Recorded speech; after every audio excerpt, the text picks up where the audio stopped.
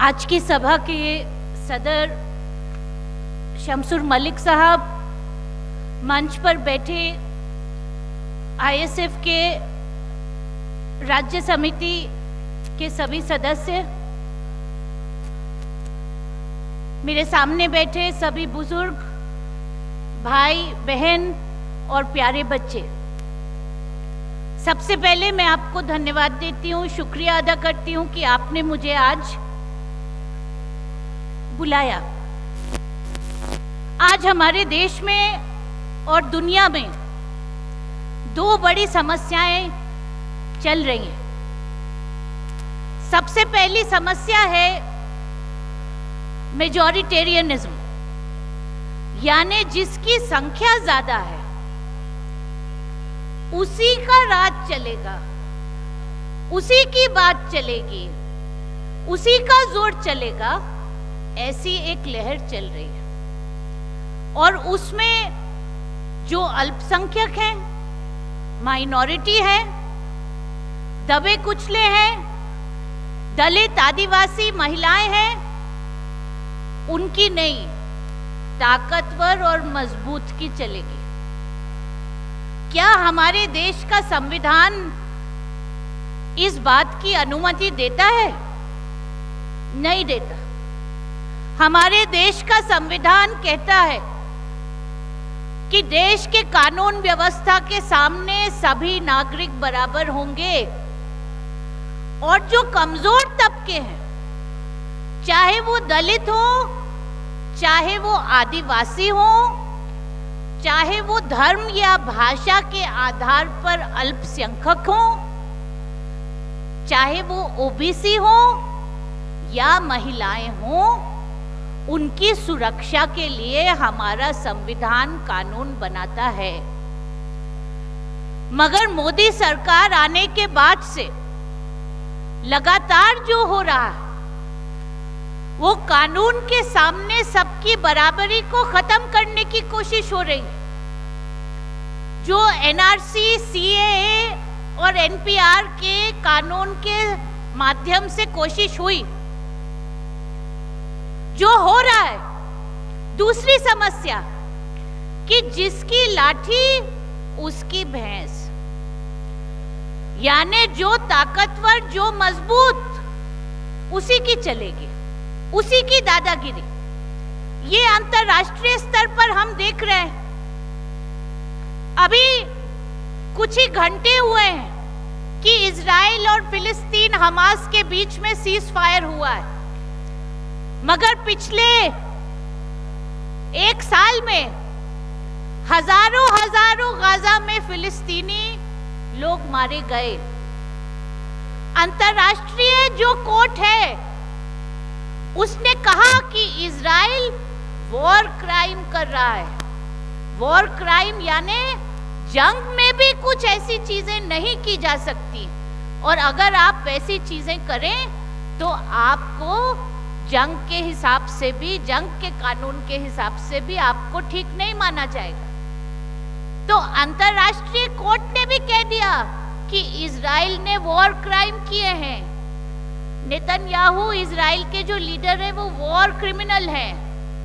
मगर फिर भी ये समस्या गाजा और फिलिस्तीन के लोगों की चल रही है कि जिसकी ताकत है उसी की दादागिरी चल।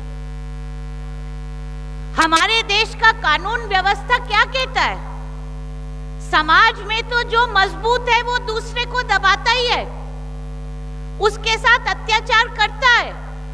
मगर अगर कोई पुलिस के पास जाए, कोई कानून व्यवस्था का दरवाजा खटखटाए, तो चाहे वो मजबूत हो चाहे कमजोर, कानून व्यवस्था को उसके साथ न्याय करना चाहिए।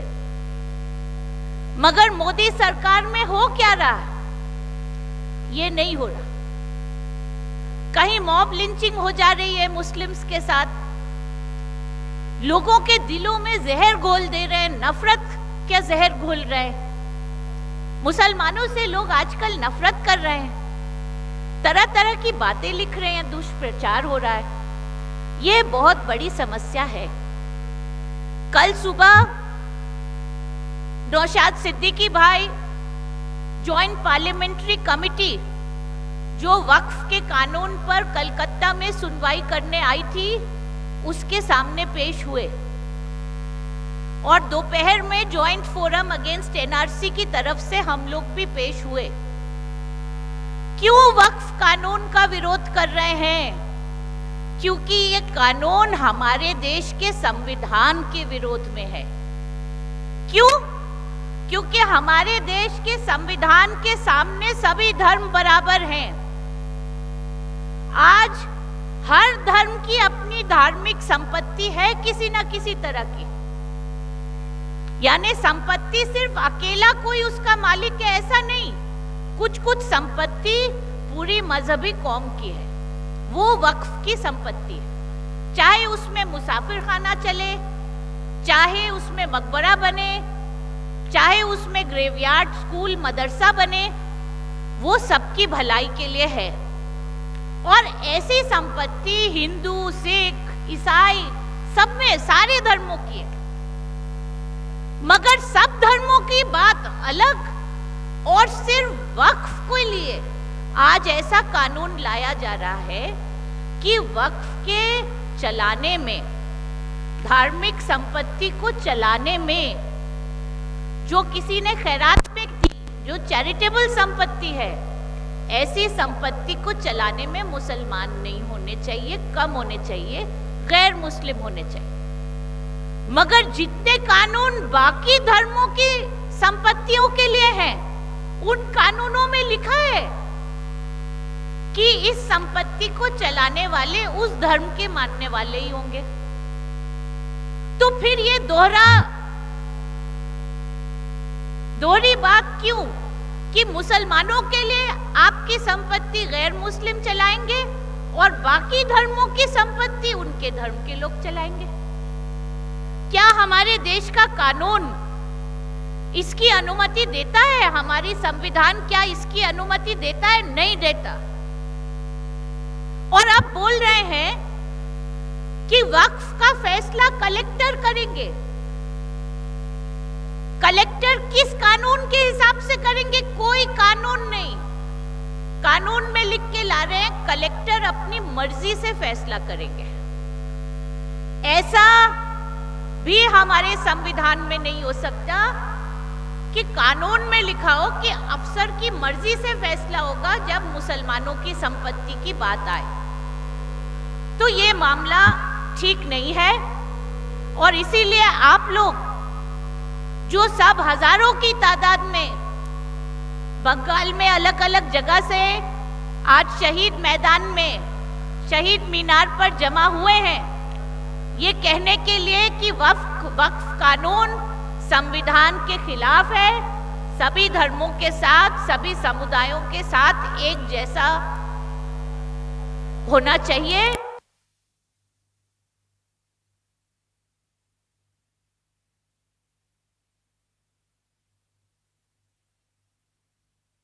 दूसरी बात, कल ही आरजी कोर में फैसला आया और उस फैसले से क्या हुआ? अपराजिता कानून कहां गया? राज्य की मुख्यमंत्री एक महिला है, मगर महिलाओं की हालत आज राज्य में क्या है? उनके साथ तरह तरह की जातियां हो रही हैं।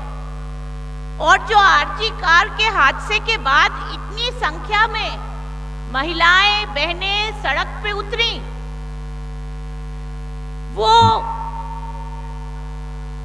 उन सभी महिलाओं के न्याय के लिए उतरी थी जिनको आज न्याय की जरूरत है। सिर्फ एक के लिए नहीं, सबके लिए। और इस राज्य में महिलाओं के लिए सिर्फ लक्ष्मी भंडार से काम नहीं चलेगा। महिलाओं की सुरक्षा के लिए जो चीजें करने की जरूरत है वो नहीं हो रही। अपराजिता कानून पहले से ही बोल रहे थे कि वो पुराने केस पर नहीं लागू होगा, नहीं लागू हुआ। तो ये सिर्फ दिखावे की राजनीति से मामला नहीं चलेगा। महिलाओं के लिए सही मानों में कदम उठाना पड़ेगा। सिर्फ महिला मुख्यमंत्री से काम नहीं चलेगा। तो मैं अपनी बात सिर्फ यही कह के खत्म करूंगी कि आज संविधान के सामने बराबरी, कानून के सामने बराबरी के लिए अल्पसंख्यक, दलित, आदिवासी, महिलाएं यानी समाज के दबे कुचले तबकों को जमा करके आईएसएफ जो कदम आगे बढ़ा रहा है संविधान की रक्षा के लिए, जनवाद की रक्षा के लिए, मैं आपको उसके लिए बहुत बहुत बधाई देती हूँ। शुक्रिया, धन्यवाद।